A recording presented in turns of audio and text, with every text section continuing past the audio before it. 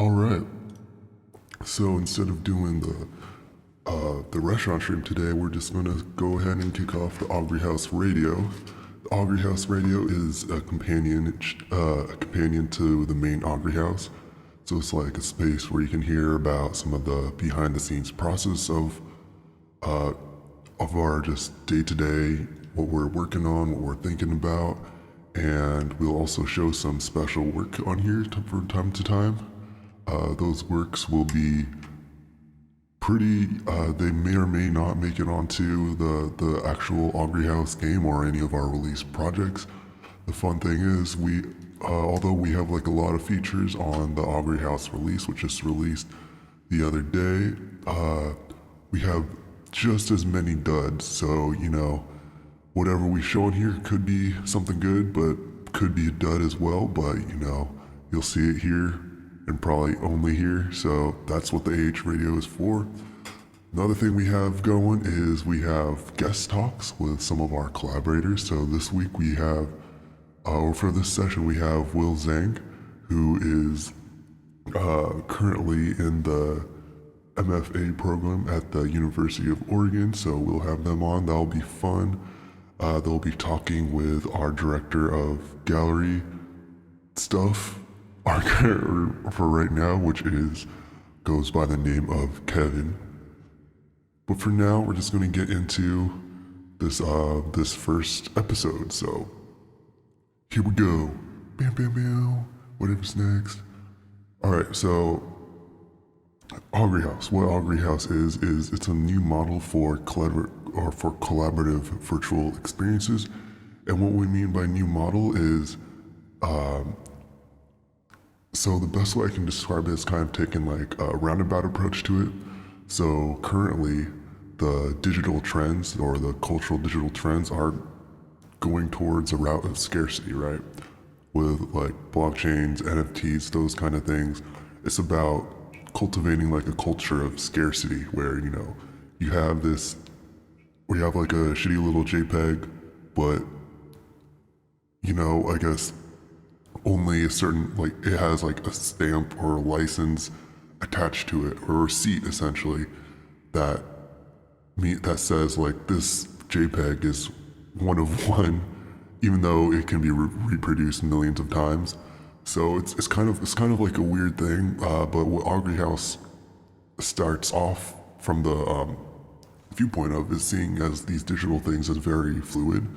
So for example, if you like make an NFT of a house or whatever, instead of making an NFT where it's exclusive in a sense, you can just release like the digital asset and then people can, make a video from it, they can make an image from it, or they can make like a playable space, or it can just be like a little exhibition. So that's really what we're looking at, is thinking of a future where instead of seeing everyone as consumers of these digital assets, we're kind of having the approach of seeing people as potentially creators of using these same digital game assets.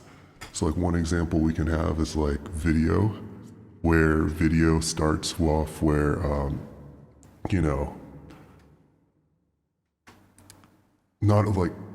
not everyone could be like early video. You'd have to pay, like a couple $100 for a video camera. But then if you wanted to edit your Super 8 footage, then that was like another deal. But as we have iPhones and shit now, like anyone pretty much makes videos, and if you go on TikTok or anything like that, they have essentially instructions on how to make the said videos worked in. So like you'll be able to like, if you're scrolling through your feed, you might see a bunch of TikToks using some kind of editing technique, and then like the next one you'll see 10 TikToks later will be like how to do that same exact effect. So that's kind of where Augury House is jumping off from. So we have a bunch of collaborative projects. So we have a new art gallery that just launched that has that, like anyone can apply to. We take anything. So one thing, like we have video, there's like a mocap performance. Later down the line, we have a writer who has an audiobook, like a little audiobook segment, so we're going to work that in. It's a steamy romance writer, so it's going to be fun as hell. So that's kind of like the range where like images, audio, video, like those are like the range of possibilities that can be in these spaces. So that's what we're playing with. We also have a virtual restaurant, which is weekly occurring, would be screening around this time, but the whole idea is you'd be able to order items from a changing menu, and as you order the menu items, like someone will recite the order in real time. But the fun part about that is we can take as many samples as needed. So the first restaurant version had close to 200 unique samples that could be called via the chat. So what we're thinking of that is further down the line, we're going to hope to curate more like community audio from. So like if you were to type like order salad, then it'll pull from like a massive list of a bunch of people ordering salad. So that's kind of the potential for that. And we also have like a kitchen scene, so thinking of ways we can maybe collaborate with restaurants to just get some of their ambient audio of, clanking stuff around, cutting stuff. And then we also there's like a performance part roped into the virtual restaurant. So the first one we had was like a virtual little concert where user inputs can make like applause and things like that. The next concert or the next restaurant version, to give us a little sneak peek, is a hand puppet or like virtual hand puppet. So essentially what it would look like is the stream would run, and then I would have a video that green screens my hand to do like I don't know how it will actually turn out, because I haven't, like, it works, but haven't like actually tried scripting it or anything like that. But it's there, it's an option, virtual hand puppet. So that'll be kind of fun. So like the spirit of these projects is like all about small things that are easy to collaborate on and easy to expand out. So like one of the things is this radio. So this radio, we're planning on, once we have this first episode up and going, we're planning on posting this onto the Augury House game as like an Easter egg. So we already have one segment where the Augury House takes calls from listeners. So it's just like a silly little skit, but we're hoping to have more of like a changing rhythm with those with the radio bits. Another thing we have is the miniature neighborhood. So that's another feature in the Augury House. You just stand by this miniature neighborhood, and then after a few seconds, it takes you in.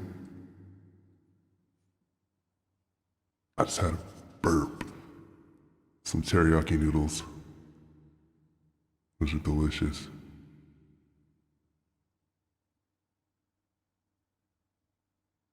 Oh yeah, the neighborhood. So like the neighborhood is filled with like a bunch of empty houses. So we're hoping to get some more collaborations to kind of fill out the neighborhood. It could be like personal gallery spaces, or it could be like right now we have like a space for like testing screenplays. So it's like you go into the house, there's buttons to change cameras and things like that. So that's one thing we're playing with. And then another thing that the last kind of collaborative project that we're looking at it's like a self-affirmation room. It's kind of, so what it looks like is you go into like the bathroom of the Augury House, there's two mirrors. One mirror has like the reflection of the room, and then the other mirror has like the reflection of this like ocean chamber area. And then the whole idea would be you go into there, and then there'd be a bunch of crowdsourced video and audio of just like positive vibes, good affirmations, and then you'd like leave that portal, and then like a giant Augury House head will just like kind of give you the last good vibes push, and then you step out of the bubble, open sea, a few deep breaths, and they take you back to the project. But so that's another thing.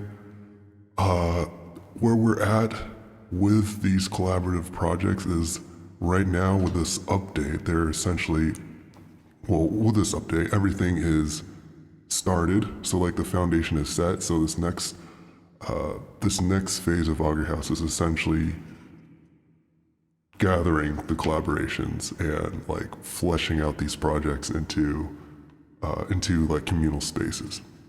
And then to kind of round that off, we have tutorials. We have a tutorial series in the pocket. We already have like the first two done, but like those are meant to be, like just very, very simple, easy to make projects that don't require coding and don't require an extensive knowledge on, we use Unreal Engine, so using Unreal Engine. The problem I've found learning UE is that a lot of the tutorials are meant towards making games, and when you're making games, there's a lot because you have to make menus, you have to make sure the mechanics are right, scoring, all that stuff. But if you really just take the medium of the game and just use it to make like a virtual experience, it's really not that hard to make like a small project. So the first two tutorials are just like easy projects that aren't really computing heavy at all. So one of them is just for making a short video and not a playable scene. So that's like one of the most easiest things to do. It has some key concepts that are really easy to learn, keyframes, and if you get those down, then like pretty much can do anything. All keyframes are is just like moving number changes over time. So you can attach it to movement, like cinematic stuff. Crazy shit can happen, kind of like in Control, where like the world you like clear control point, the world blockiness fades away. Like that can be done through keyframes real easy, but it just like take a long time. So it's also one of the tutorials, making a video just so just in case if your computer has trouble actually playing a game, then it should be able to just make a video at least. The other thing we have is an audio only tutorial, so like that should be even easier computing wise because you don't have any physical assets in the space, you just have little audio nodes. So that's like a pretty fun way to just like play around with making environments, especially if you're using things like freesound.org or like BBC sound effects. There's just like whole libraries of sounds, some weird, some bad, some good. But yeah, those are the tutorials that are coming out that we have in the pocket. But yeah, I think that's like the main stuff. I guess one important thing is like Augury House did start from like we didn't start this as with the intention of going like the game development route. Like when we started Augury House, we were more interested in video and film, but parsing through tutorials, we were able to figure out some sort of like just like an easier melted down workflow essentially that lets us still play around with the program just fine, but we don't really have to make that massive dive into the real complexities that come along with actual game development. So finding that balance has been nice, but the problem is this approach of making pretty simple to make games and that are collaborative oriented it's really just like a model of how to use this product, kind of, or the product being UE, kind of like how like the video games model is a model of where you make making a game that has a score, your characters run around, they shoot things, like that's like a model of how you use the software. So that's all Augury House is. It's just a simple a simple model of what these digital spaces could be, and we're just starting out. So don't shit on us just yet.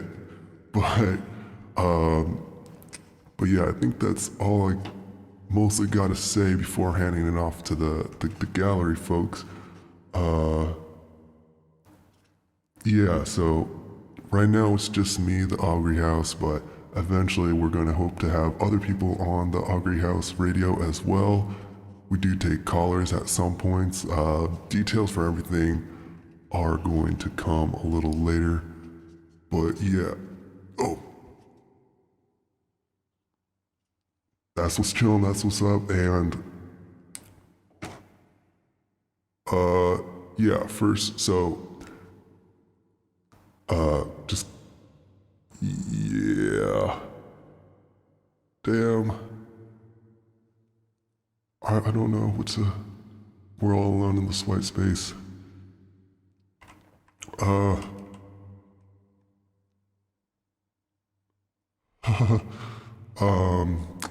yeah, I think that's like pretty much the first episode, just like hitting out, the main, what we're about, what we're thinking about. But yeah, so what this episode will eventually be is right now I'm recording the live motion capture and audio from what was just said and what was just done. And so what's going to happen is we're going to export out the audio, change it up a bit, play with it so it sounds like the Augury House and not like a normal person. Then we're going to, take this motion capture face data, throw it on something else, probably retexture the face, probably make a new background so it looks a little better video-wise. Then I already have the first conversation with Will recorded, so probably going to incorporate that somehow. And then, yeah. So one version of this will live on YouTube as a video, as like a longer form video. And then the other form will just be like, like audio based. So you'll be able to hear this conversation somewhere in the Augury House game. But yeah, that's it for me. Bye bye.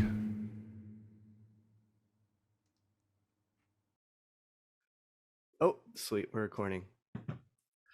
All right. Thank you, Augury House. I am Kevin, and I worked with the virtual gallery.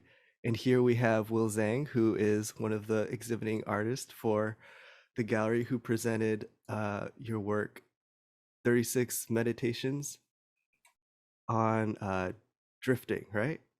Yeah. Cool. So yeah, we're just here to talk a little bit about the work. Um, I guess would you rather hear my thoughts first and then give a little backstory, or? Yeah. I mean, maybe it'd be helpful to just kind of describe what's going on for people, like what's going on in the video. Sure, yeah, yeah. Yeah. So, do you want to go or do you want me to go? Okay.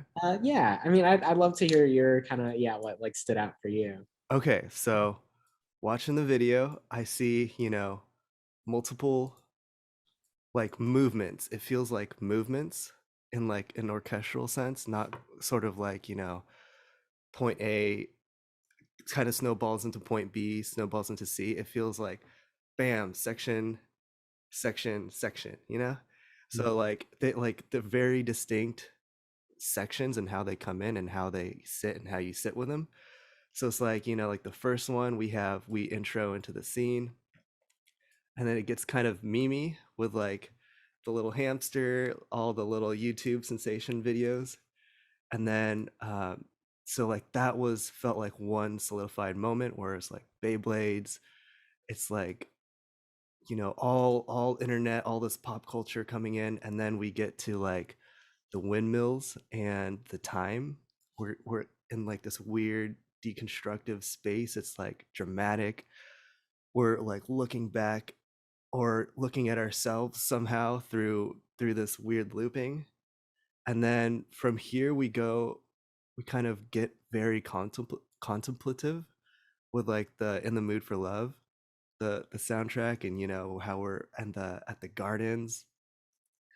And then it's like it almost feels like we're looking for, almost searching for that comedic relief since it's so serious. And then the beautiful thing is we do receive that via the guys the motorcycle against the, so it's like we do have that relief. And then we almost, it feels like for the last part we almost overindulge in the relief by like sitting in on the avatar. And then after the avatar we go into the Darude, you know. So it's like it was very fun to watch. Mm. Like I guess what it felt like experience wise, even so, like I watch it myself, you know, in my room, but experience wise it reminded me of watching have you seen Blindside?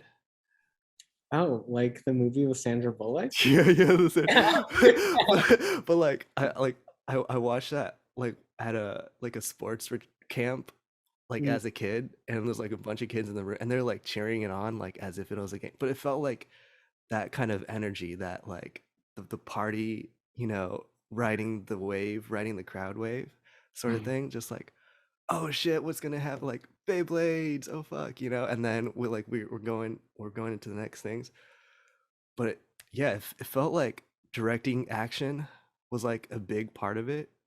And I'm guessing like the movements kind of fed into that by like having these like, you know, very visceral sections. mm, And then what kind of fed into that I thought was really cool was how the relationship to like the drifting video changed, like the constant playing one.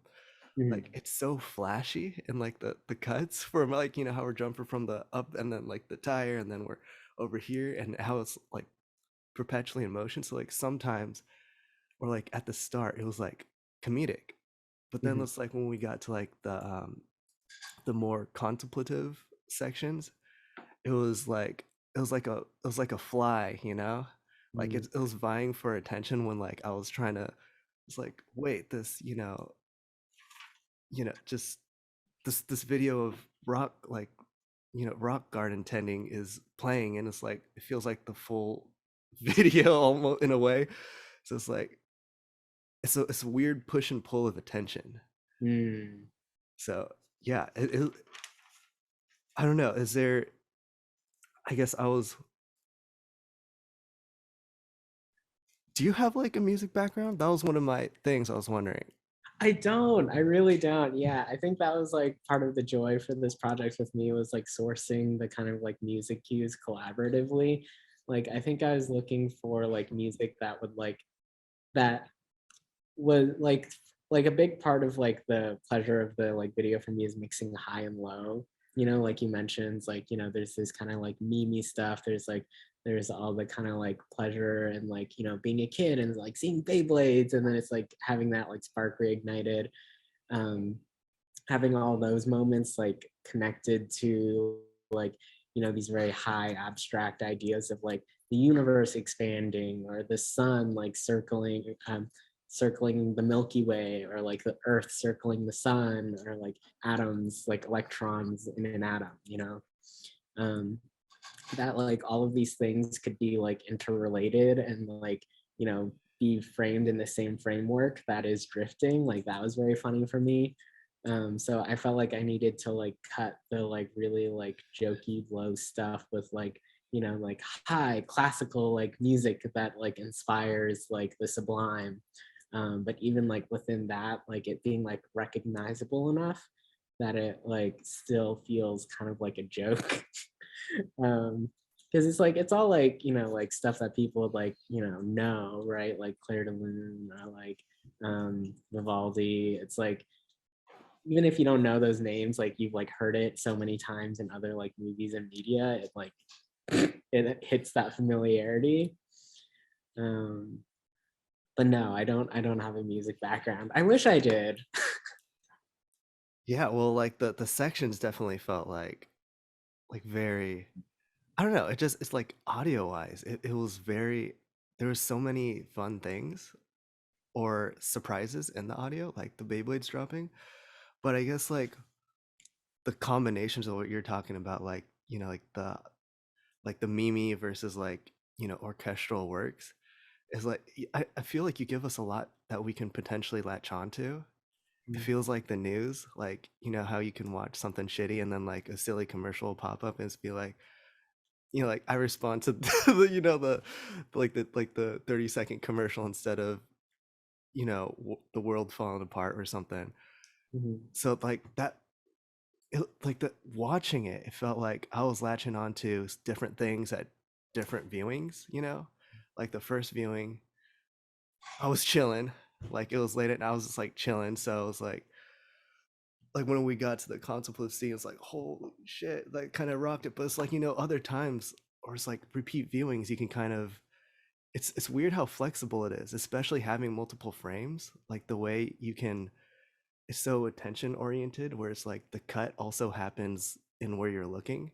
Mm. I was kind of curious, like how other people responded, because honestly, the way its book ended in humor, Mhm. like someone could be laughing the whole way, and then like the only thing they get out of it is like the humor and lightheartedness of it, you know? Yeah. Yeah, I'm still having conversations with people about it, so trying to like figure out how people feel. I think like, you know, initially it's like easy to talk about like the funny parts.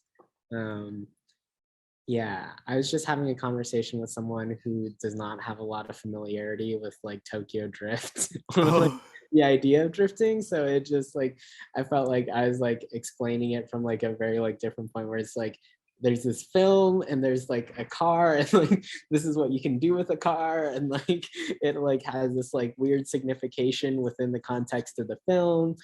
Um, so yeah, I think like a lot of people enjoyed like the kind of like hypnotic quality of it, right? That it's like, I mean, I very like intentionally like cut it so that like you can confuse the like drifting of the car with like the like turning of the clock, um, or like any of these like circular motions.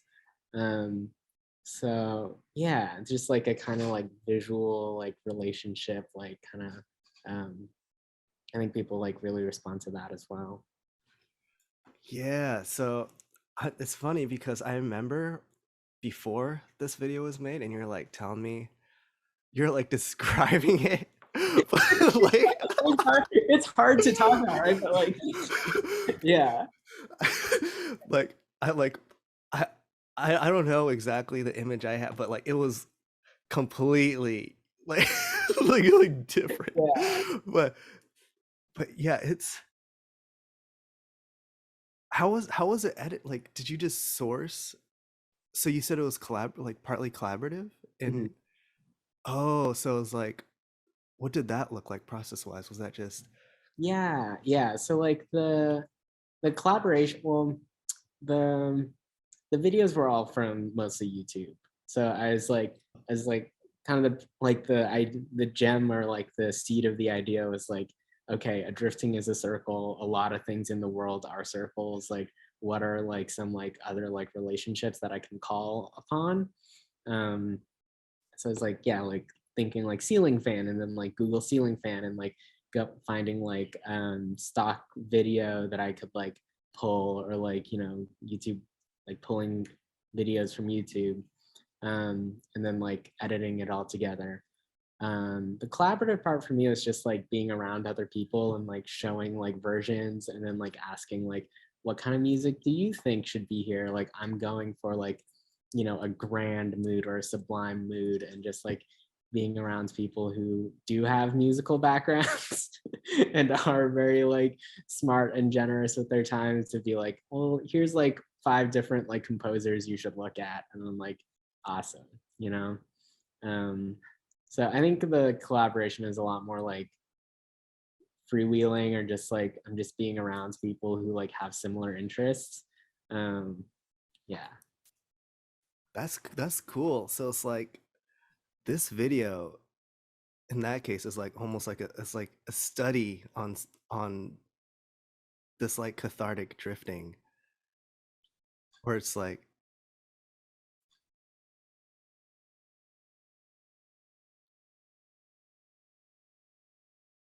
yeah. Yeah, I mean, I think about it like in the context of like the film, right? Where it's like drifting, like the only thing that matters in like Fast and Furious Tokyo Drift is drifting. Like it's the one thing that people care about. Like I kind of love this about like certain films, like sports anime is like this, or like I think a lot about Ping Pong the animation, and it's like the only thing that any of these people care about is ping pong.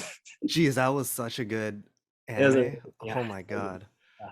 But yeah, it's like the focal point. It's like the one thing that, and it kind of like has this like, because it's the one thing, it like takes on like, it becomes a metaphor for everything else, right? It becomes like an existential philosophy. It becomes about like growing up. It becomes about like the sacrifices and ambition, and like it becomes this like vessel for all these other things. And like, yeah, drifting in Tokyo Drifts like occupies a similar space where it's like Han, like who's like, you know, is a breakout character, and like has like all these like musings about like, you know, if drifting's not about winning, then what's it about? And it's like, Yeah. you don't drift to win. You know, that like line, like, and it's like, I think it's so funny because like, I don't know, like the writers of like Fast and Furious, like that like movie, like I think all of them, like they like pretends and portend like a kind of like self-importance, you know, like they think that they're like making these like grand masterpieces about like the human experience, and it's just like for most people it's like fast car go vroom. Yeah. And so, like it's like sitting somewhere in between, and like I like that, like I want to pretend that it is like, you know, like a life philosophy, but it also is like fast cargo vroom. Yeah. It is like an epic story, or like, so like film, like with this film wise, what it reminded me of, besides, you know, Fast and Furious, and besides In the Mood for Love, well, like it made me think of like the beginning of Persona. Is you Mm, that, or is this like the creation of film, where like they show like the lamp striking, and then like film, like the film's warming up, and then we see old animations, you know, archival footage, TV shows, and then slapstick, and then we like get to the movie eventually. mm, But this feels like a very similar thing, and I'm like, it makes me think of, you know, just like the macro sense, like it feels like this story, or this like hyper focus on drifting or cars, is like, it's like a very, like, or like that simplification down to like this car is the world, feels like almost like an essential human thing, like what, like we need things like this, like, you know, like, I mean, we see it all the time in TV, like what's Hunter x Hunter, what's all these like, that's a hyper focus on, you know, getting whatever, or Food Wars, hyper focus on food in that way. But it's like we almost need these like very straightforward stories to almost like rationalize, or just, or it's like what happens if we don't have, like, where does drive come from, or like the, you know, like the feeling or the sensation that you are pursuing something in like the real world. mm. Yeah, yeah, it kind of becomes like the structure through which meaning is like understood and like, yeah, like made. Yeah, I feel like that that's like the coolest thing, because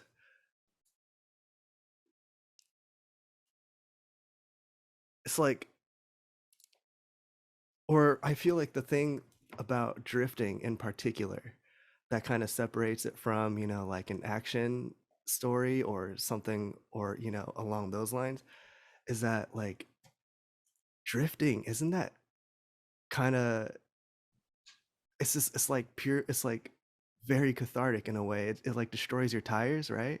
Yeah, Like it like, it's like it's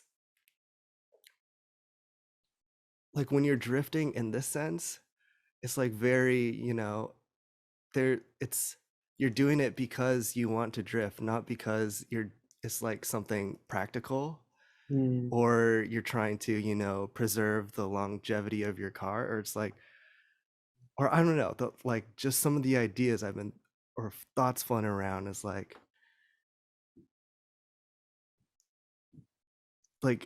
I like our family, we have cars for the sake of driving around and making them last as long as they can, but it's like it's such a different relationship when you're thinking about drifting, because is it is the point here more to enjoy the car?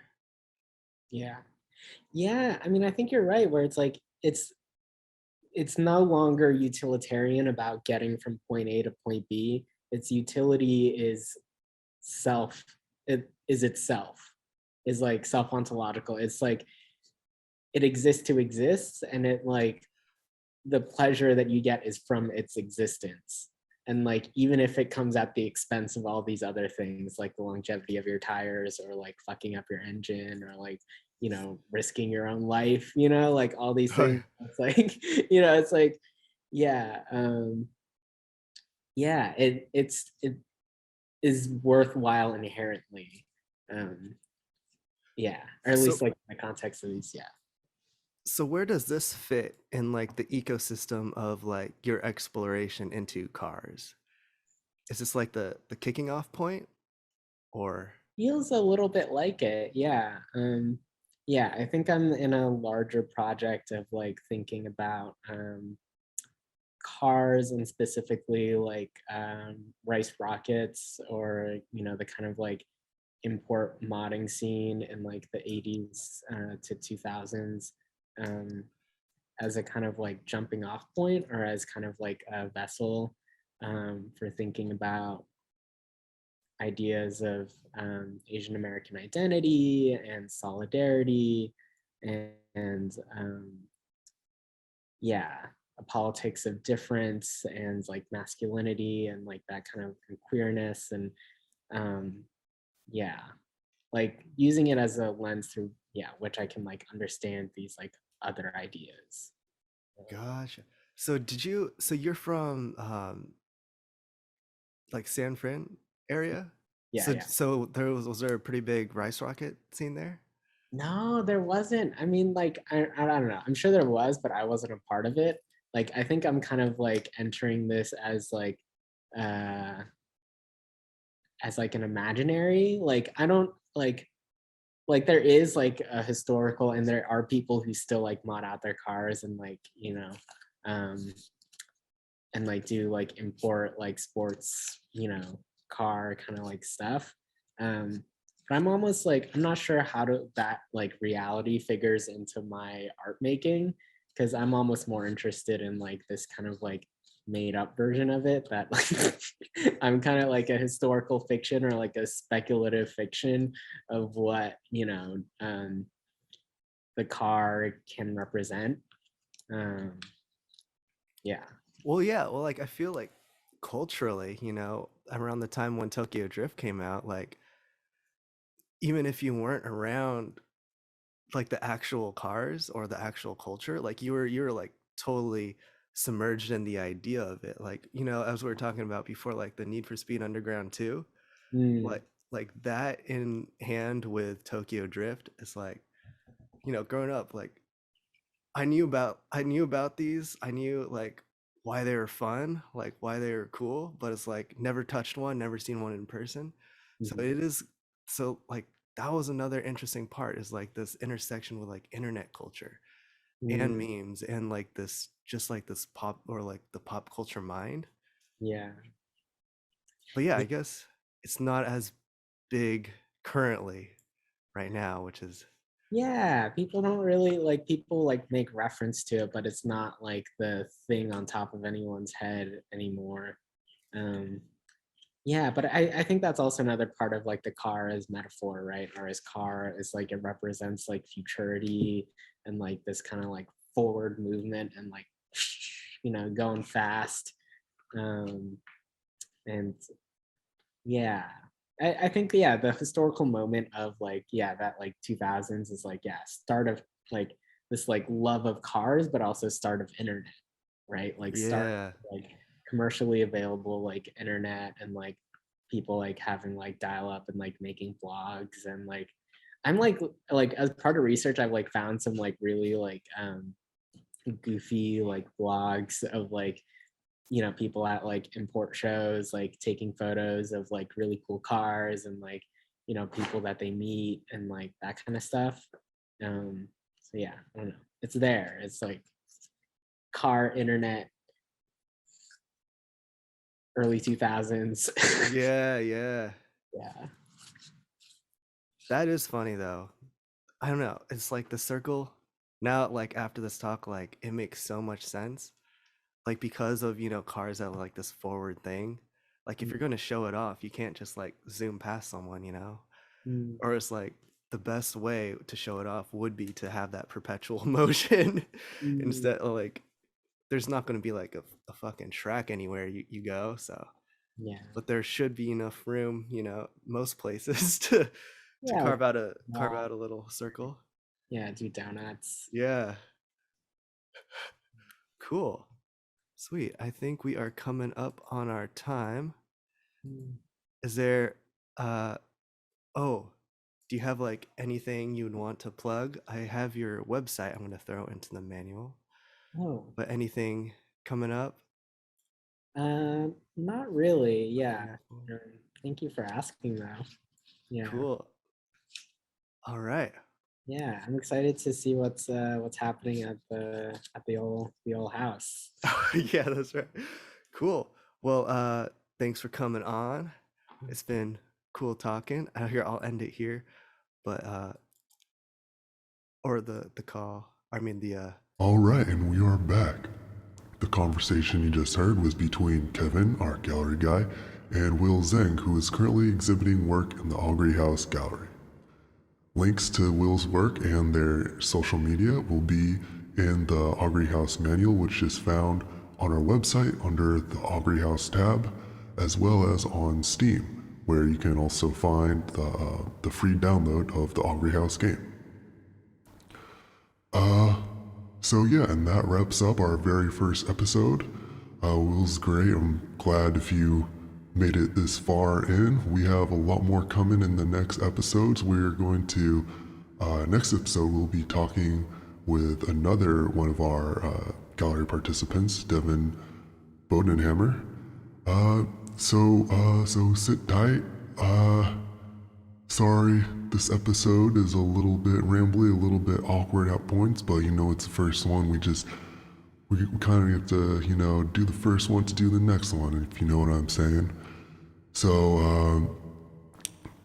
yeah, the gallery, the the show with Will's work will be viewing for the rest of this month, and the next show will come around the 17th of March. And if you'd like to be a part of that gallery show, we take submissions from anyone and everyone. The works can be range from video to photo to text to audio, and we really have no requirements on what the medium is or what the work is really. It can be a sketch of something, it can be something like an old work that never really got to see the light of day, or it could be something new. Nothing's off the table, and we want to collaborate with you. So if you're interested in being a part of the Augury House Gallery, please check our links, and you'll find on our website there's a little collaborations tab, and that'll give you all the details of the gallery submission. We don't have any deadlines, so it's just submit on your leisure, and we'll do our best to work you into one of the future shows. So if you want to keep up with us, we have our social medias that'll be linked somewhere, and we also have a Discord that will be jumping in. Usually you might find some of our developers in there when we're later at night, when we're relaxing playing games, and we'll also be chilling in the community Discord during the restaurant nights, which airs every Thursday at 5 p.m. All right, and so that's all for this very first Augury House Radio episode. Thanks for making it. And I guess I'll see you at the next one.